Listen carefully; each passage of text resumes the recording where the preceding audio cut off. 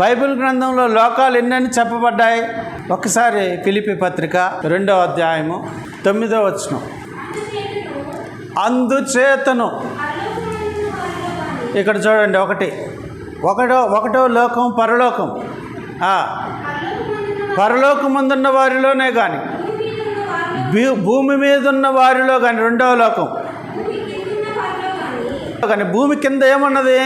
పాతాళ లోకం అనే ఒక లోకం అన్నది. భూమి కింద ఉన్నారు కొంతమంది. ఎవరు వారు? వారు మృతుల లోకము. అది మృతుల లోకమున్నది. ఒకటి పరలోకము, 2 భూమి, మూడవది భూమి క్రింద ఒక లోకం ఉన్నది. దాన్నే పాతాళ లోకము అని అన్నారు. ప్రసంగి గ్రంథం తీయండి, 9వ అధ్యాయము 10వ వచనం.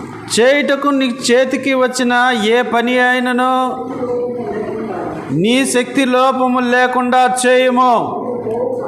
నీవు పోవు పాతాళమునందు పని అయినను, ఉపాయమైనను, తెలివి అయినను, జ్ఞానమైనను లేదు.